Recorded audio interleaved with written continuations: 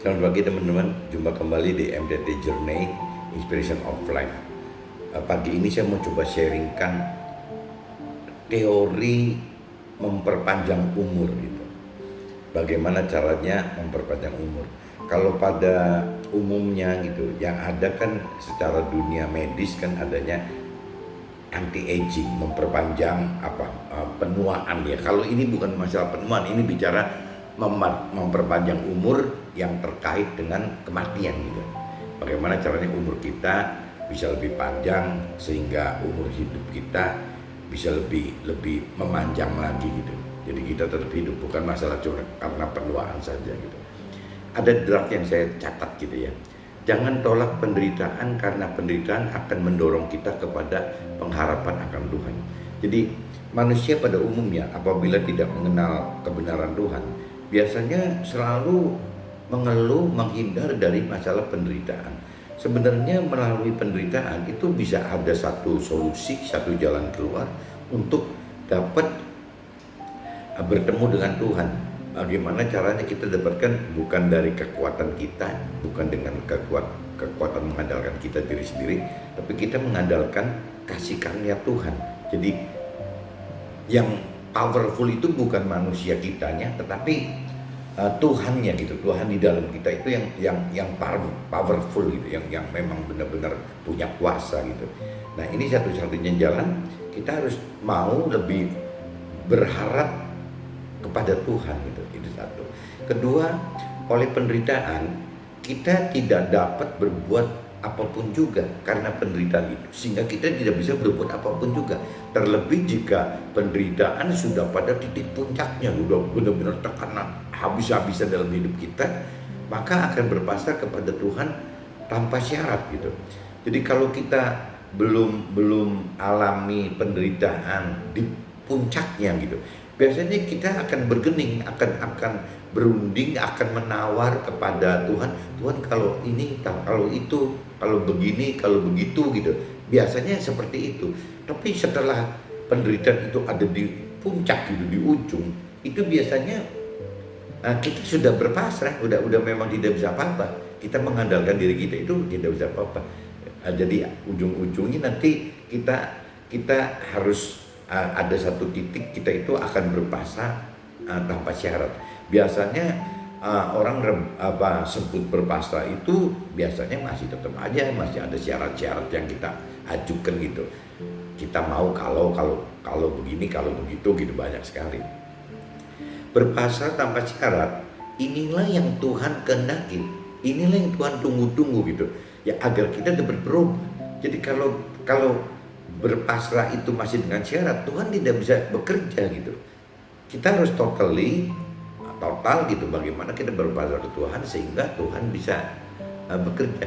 Sama aja kalau kita ibaratkan orang belajar berenang gitu, kalau sama pelatihnya, mentor renangnya kita melawan, sepertinya lama sekali gitu kita akan bisa belajar berenang gitu. Kita harus benar-benar bisa pasrah dengan mentor renang kita.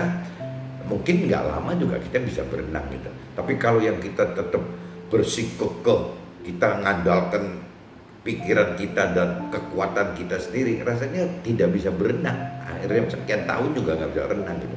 Tapi yang berpasrah itu mungkin dalam hitungan sekian minggu, sekian bulan sudah bisa berenang. Berpasrah tanpa syarat seolah inilah yang Tuhan kehendaki ya, agar kita dapat berubah hidup. Kita bisa melakukan perubahan hidup. Tanpa berpasrah total, Tuhan susah bekerja untuk merubah hidup kita gitu. Nah, perubahannya apa saja gitu, yang perubahan hidup yang akan kita alami gitu. Yang pertama jelas kita berharap kepada Tuhan, itu kan dasarnya gitu. Kedua, kita jadi akhirnya karena tidak punya kemampuan apa-apa, kita berpasrah gitu. Akhirnya kita rendah hati, secara nggak langsung kita akan rendah hati gitu. Nah, kalau kita rendah hati berarti kita akan jadi lebih nurut, lebih takut akan Tuhan ya, lebih segan akan apa yang Tuhan atur gitu. Nah, ini jadi kita akan menjadi takut akan Tuhan. Hal-hal inilah yang dasar bagi kita menerima berkat kasih karunia Tuhan. Jadi kalau kita bisa berharap kepada Tuhan, kalau kita bisa berendah diri kepada Tuhan, kalau kita bisa takut akan Tuhan, justru tanpa kita minta, ini adalah syarat-syarat bagaimana Tuhan bisa bekerja dengan kasih karunia Tuhan. Bukan karena kemampuan kita atau kita andalkan diri kita sendiri atau kita berpikir secara maksimal gitu, secara rasional, berkeringat darah, bukan begitu gitu. Ini Tuhan berikan kasih karunia dari Tuhan.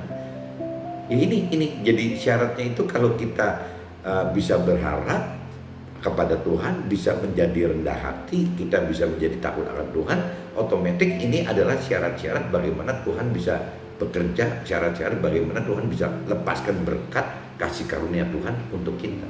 Jadi penderitaan ini ada poin positifnya gitu. Jadi ada asal penderitaan ini ada lari ke Tuhan, tapi kalau penderitaan ini Anda tidak lari ke Tuhan, ya akan sia-sia. Kita menderita jadi rugi semua gitu, kalah semua. Kasih karunia Tuhan inilah yang membuat kita hidup dengan kaya, dengan terhormat, serta dengan kesehatan, dan juga hidup dalam sukacita dan damai sejahtera bersama Tuhan. Ini kasih karunia Tuhan ini komplit sekali gitu. Jadi kalau kita cuman awalnya belum mengenal Tuhan, hanya menghendaki kaya, tapi kalau kita benar-benar hidup mengandalkan kasih karunia Tuhan, bukan cuman kaya loh yang didapat. Kaya itu mudah sekali bagi Tuhan. Justru yang Tuhan mau itu bagaimana selain kaya, kita juga terhormat gitu. Bisa dipandang orang, bisa jadi panutan orang gitu. Kita juga sehat gitu. Bukan karena kita berkekayaan akhirnya kita jadi sakit nggak karuan karena nggak ada waktu ngerawat badan, tubuh gitu, jiwa nggak kerawat semua, roh juga nggak kerawat. Jadi ini sih sehat gitu. Dan juga hidup dalam sukacita, kaya tapi sukacita. Banyak orang yang kaya tidak sukacita gitu. Banyak sekali yang kaya tidak damai sejahtera. Kalau yang dari Tuhan, kasih karunia Tuhan, kayanya itu jadi komplit gitu. Kaya plus. Berarti kaya plus pertama terhormat, plus kedua sehat, plus ketiga sukacita, plus keempat sejahtera. Minimal kita dapatkan kaya yang plus, dan mungkin plus yang lain lagi gitu, yang kita bisa rasakan nantinya setelah kita hidup dengan kasih karunia Tuhan gitu. Nah, kasih karunia oleh karena takut akan Tuhan, firman katakan ini loh yang benar-benar termahal, mungkin yang tidak ada di dunia itu, memperpanjang umur. Bagaimana caranya Tuhan bisa memperpanjang umur gitu? Kalau kita takut akan Tuhan. Itu firman yang katakan loh, bukan saya yang katakan. Itu firman yang katakan, katanya kalau kita takut akan Tuhan, Tuhan bisa perpanjang umur kita. Kalau dunia hanya bisa sebatas cuman bagaimana memperumur supaya kita tampak muda gitu. Cuman itu aja.